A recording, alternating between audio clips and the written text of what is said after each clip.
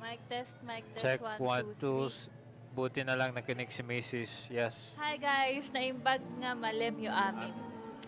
Magandang hapon. Nasa Baguio kami ngayon ni Aton. Yes. And pagod na kami, gusto na namin umuwi. Dumating kami dito mga alas 5 pa, umaga. 5 a.m. And wala kaming ibang ginawa kundi maglakad at kumain. So, pero hindi pa ako busog na busog. Okay lang, sakto Oo, lang. sakto lang. Kasi madami din kaming lakad na ginawa. Okay, pagdating, dumereso agad kami ng good taste. Good taste for our breakfast. Pero sarado pa sila, alas 6 pala nagbubukas. Oo, napaaga kami ng 1 hour. Kasi nag-arrive kami 5 a.m. eh. PM. So, Punta muna ng bangko, video. tapos nagdumaan kami ng Jollibee. Then pagdating namin ng Good Taste, ang haba na ng pila. As in, so siya medyo galit na siya, Char. Gigil ka na ba kanina? Gutom ka na ata eh. Pero saglit lang naman Hungry. yun kasi ano, Hungry. madami namang vacant na tables pagka-open. Nakaupo din kami agad. Mabilis naman yung service. So after namin kumain sa Good Taste, diretso na kami agad ng bed camp. Bed. Oo, tapos doon Naghintay na naman maaga kami. na naman kami dumating. Sakto lang. Nag-antay kami ng 30 minutes halos. Mga 20 minutes. 20 minutes. Then pagpasok namin, ayun. Hindi kasi ito yung first time ko na nagpunta sa Bencap. Tapos yun, marami pa din yung mga same artworks as before. Tapos meron din yung mga bagong installations na nandun. Bawal kasi mag-take ng photos dun sa mismong museum. So, most ng videos that I will show you guys ay yung video lang dun sa may garden ni Bencap at kasama yung mga itik niya. Limited. Team itik din pala siya. Ang daming mga duck. Tapos sobrang hyper pa ng mga duck niya, no? Ano kaya kinakain nila? First time ko nakakita ng mga ganong duck. As in, ang hyper. Tapos ano, after that, nag-merienda lang ako ng langka shake. Once ko lang yun ito-try, never again.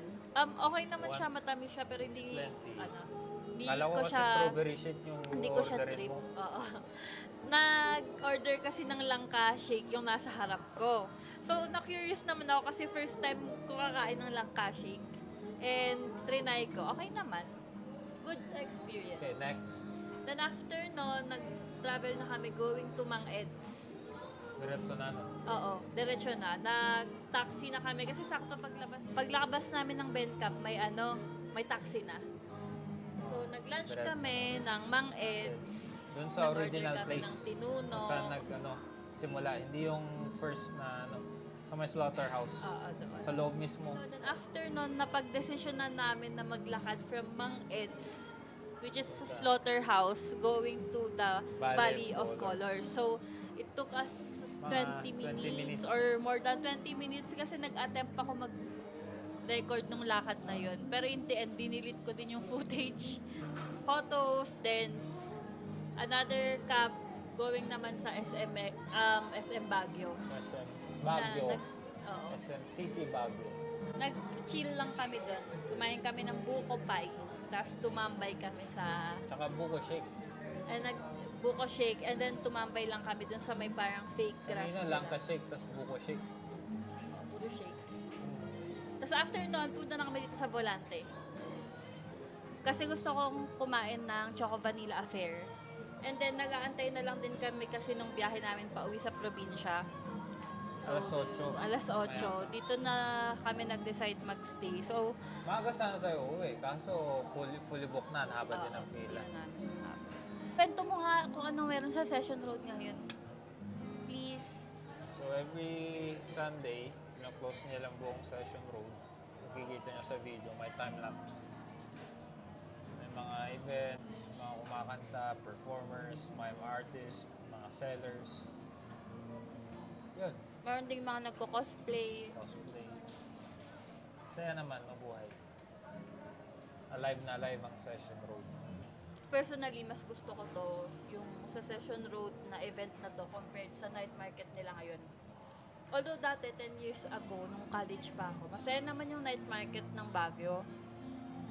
Pero dumating na siya sa point na sobrang crowded na siya. Hindi na ako nag-enjoy pumunta doon. Nagpo-photo bomb Kaya ako. mas gusto ko dito ngayon sa Session Road. Ay, na-appreciate ko tong ginawa. Ang alam ko, LGU ang nag-push nito eh. Nagpo-photo bomb ako. So that's it guys. Yun lang talaga yung nangyari for the whole day. Next, since you see siguro nasa bus na kami and try namin pumunta sa bus station ng maaga. Kung nandun na yung bus, sasakay na kami at matutulog na kami dahil antok na antok na kami parehas. Yun lang. God, thank you for watching. Bye!